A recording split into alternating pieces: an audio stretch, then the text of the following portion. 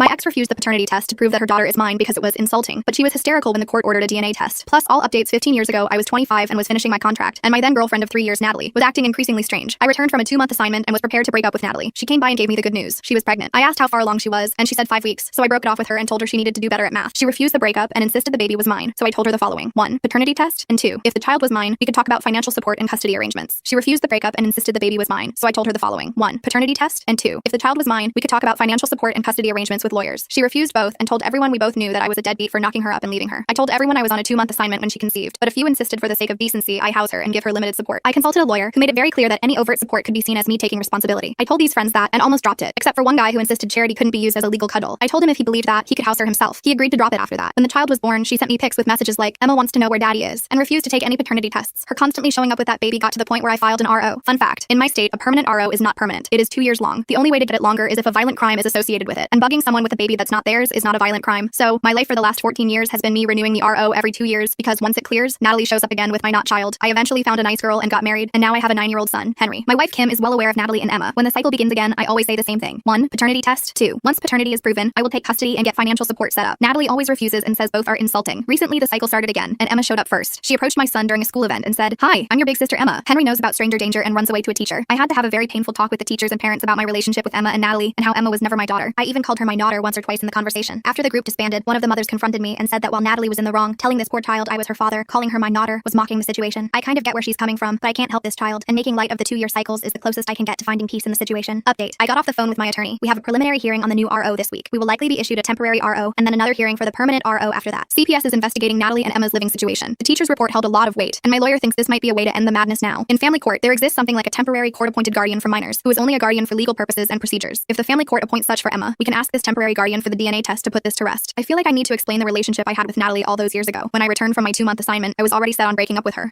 "Oh wait, I'm pregnant," would never make me marry her. I doubted she was pregnant for several weeks. During the last year of our relationship, several red flags appeared in her behavior, from demanding that I check in with her while at work to only letting me hang out with friends when she was present, with extreme jealousy if I ever seemed too friendly with women, including waitresses. I was in a line of work that demanded me to be away for long stints, which she hated but also kept me out of her reach. I realized that when I was away, I did not miss her. I was relieved to fall asleep after long work hours without thinking about her. When the pregnancy turned out to be real, I made it clear that with the paternity test, I would pay support, split custody, and be a co-parent and nothing more. She wanted me to be her husband, no questions asked, no test, just pure blind faith and devotion to her and the child. The test, she insisted, was insulting. On the advice of my attorney, the deal was no test, no contact. Court update. The preliminary hearing on the new RO went well. The judge ordered a DNA test to determine if Emma's claims were legitimate. Natalie looked hysterical at that, and her lawyer urged her to be silent. A temporary order is now in place, and a second hearing is scheduled for the permanent order in the upcoming weeks. The order covers immediate family on both sides, and as I've detailed in the past, Natalie is oddly good with following court orders. We have about 4 weeks before the definitive test results return, but I'm not too worried.